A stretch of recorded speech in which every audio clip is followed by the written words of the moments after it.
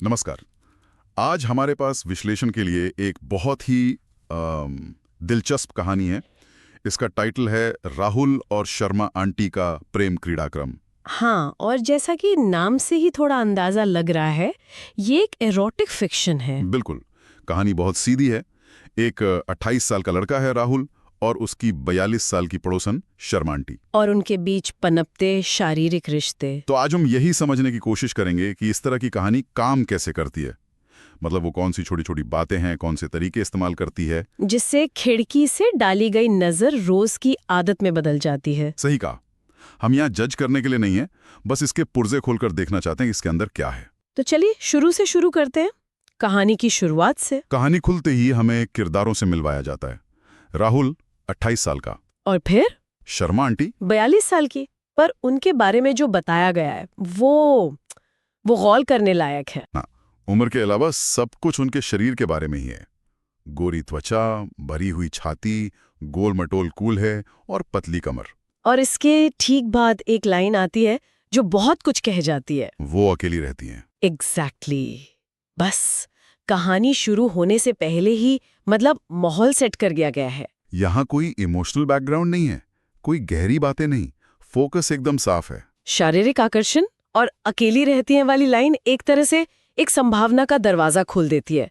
पढ़ने वाले को पता चल जाता है कि ये कहानी किस दिशा में जाने वाली है। और फिर तुरंत वो पल आता है जो कहानी को आगे बढ़ाता है। राहुल उन्हें खिड़की से नहाते हुए देख लेता है। हाँ, क्लासिक सीन है ये।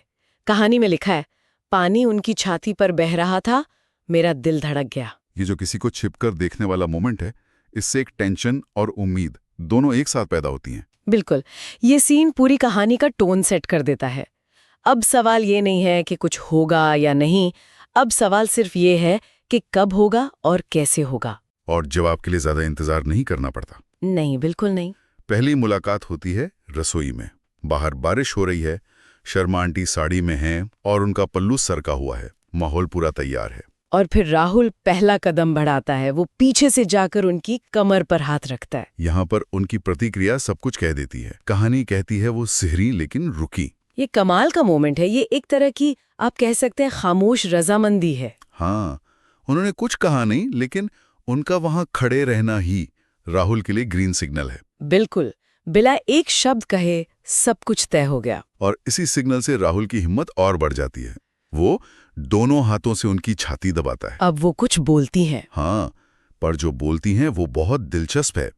राहुल, ये क्या? ये सुनने में एक कमजोर सा विरोध लगता है ना? हाँ, लेकिन ये असल में विरोध है नहीं, ये एक सवाल है। वो रोक नहीं रही हैं, बस पूछ रही हैं। सही पकड़ा। ये ना तो बिल्कुल नहीं है। ऐसा लगता है जैसे वो बस इस खेल का हिस्सा बन रही हैं, अपनी भूमिका निभा रही हैं। इसे एक तरह की रस्मी नानुकर कह सकते हैं। हाँ, रिचुअलिस्टिक रेजिस्टेंस। ये दिखाने का एक तरीका है कि वो पूरी तरह पैसिव नहीं है, लेकिन वो इसे रोकना भी नहीं चाहती। इससे रिश्ते में एक हल्का सा पावर डायनामिक आ जाता है। इसके बाद तो कहानी जैसे फास्ट फॉरवर्ड मोड में चली जाती है। पहला सेक्स बहुत विस्तार से बताया गया है। हाँ, साड़ी उठाने से लेकर उनके जननांगों के वर्णन तक, साफ, गड्ढा, गुलाबी। यहाँ तक कि मुख मैथुन का भी जिक्र है, जिसमें स्वाद का भी वर्णन है, नमकीन, मीठा। यहाँ भाषा का इस्तेमाल बहुत अहम है। लेखक सिर्फ ये नहीं बता रहा कि क्या हो रहा है, वो पढ़ने वाले को एक सेंसरी अनुभव देना चाहता है। स्वाद, स्पर्श, आवाज। बिल्कुल, इन सब के जरिए वो पाठक को उस पल में खींचने की कोशिश कर रहा है। यहाँ इमोशंस की जगह शारीरिक संवेदनाएं ले लेती हैं। और फिर संभोग का वर्णन, टेबल पर झुकाना, और फिर वो एक पल जहां शुरू में दर्द का जिक्र आता है। वो कहती हैं, धीरे, दर्द हो रहा है। हाँ, लेकिन कुछ ही पलों में यही बात पूरी तरह बदल जाती है। बिल्कुल, अचानक वो कहने लगती हैं, जोर से और जोर से। और ये बदलाव बहुत जरूरी है।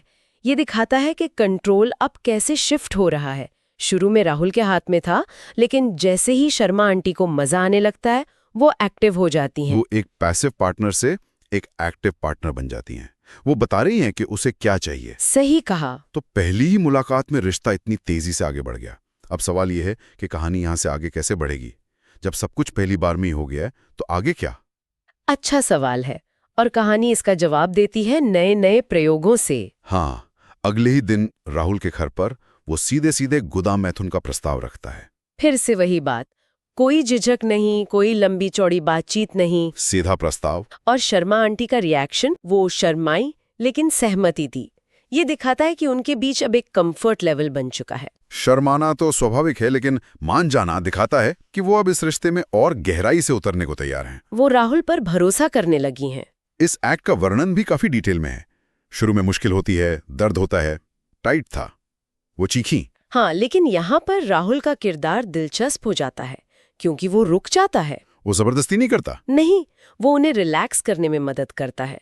ये छोटा सा डिटेल राहुल को सिर्फ अपनी जरूरतें पूरी करने वाले एक लड़के से ज्यादा कुछ दिखाता है। मतलब वो एक ऐसा प्रेमी है जो अपने पार्टनर के आराम और मजे का भी ध्यान रख रहा है। हाँ, और उसका ये तरीका काम कर जाता है। जल्द ही शर्मा आंटी खुद पीछे से धकेलने लगी और कहती हैं, राहुल बहुत अच्छा और गहरा। ये तो अब एक पैटर्न जैसा लग रहा है। बिल्कुल, एक पैटर्न है। कोई नई चीज शुरू होती है, शुरू में थोड़ी झिझक या मुश्किल होती है, और फिर दोनों मिलकर उसे एंजॉय करने लगते हैं। और कहानी यही नहीं रुकती, अब अनुभवों में और वैरायटी आने लगती है। हाँ, एक रात का जिक्र है जिसमें 69 पोजीशन, मिशनरी और पीछे से संभोग होता है। और लिखा है कि एक ही रात में 4 बार। ये तो उनकी शारीरिक केमिस्ट्री की तीव्रता को दिखाता है। कथा के नजरिए से देखें तो ये वैरायटी कहानी को बोरिंग होने से बचाती है। हर नया अनुभव या नई जगह पाठक की दिलचस्पी बनाए रखने का एक तरीका है। बिल्कुल, जैसे सुबह शावर में सेक्स का सीन है, जहां पानी और स्खलन के मिलने का वर्णन है। ये एक तरह से उस पल को और ज्यादा कामुक और विजुअल बनाने की कोशिश है। और फिर आता है घर के बाहर का रोमांच, बरामदे में। हाँ, यहाँ पकड़े जाने का डर भी है। शर्मा आंटी कहती भी हैं, कोई देख लेगा। ये जो डर का अंसर है, ये मजे को और बढ़ा देता है। वर्जित यानी टैबू का रोमांच हमेशा से एरोटिक कहानियों का एक बड़ा हिस्सा रहा है। पकड़े जाने के डर एड्रेनलिन बढ़ाता है। हाँ, जिससे पूरा अनुभव और ज्यादा तीव्र महसूस होता है। ये एक सेफ फैंटेसी है जहां पाठक बिना किसी असली खतरे के उस रोमांच को महसूस कर सकता है। तो एक नजर से शुरू हुई कहानी अब नए नए प्रयोगों और रोमांच तक पहुंच चुकी है, पर कहानी का अंत इसे एक अलग ही लेवल पर ले जाता है। एक छोटा सा वाक्य है, अब रोज। और ये 2 शब्द पूरी कहानी का मतलब बदल देते हैं।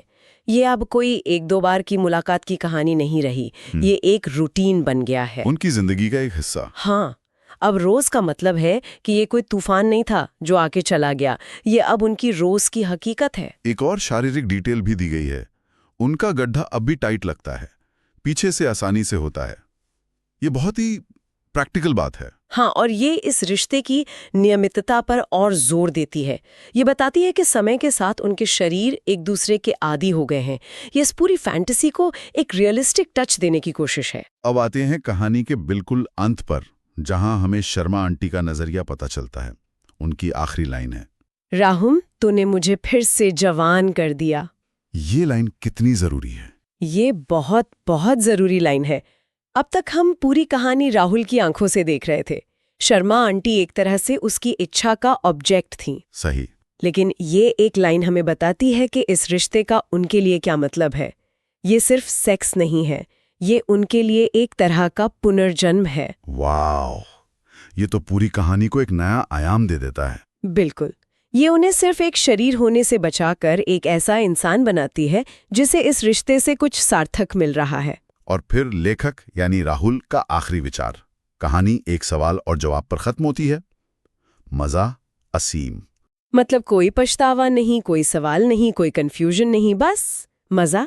ये आखिरी लाइन किसी भी इमोशनल उलझन या नैतिक सवाल को सिरे से खारिज कर देती है। हाँ, ये कहती है कि इस पूरे अनुभव का निचोड़, इसका इकलौता मकसद बेहिसाब आनंद था।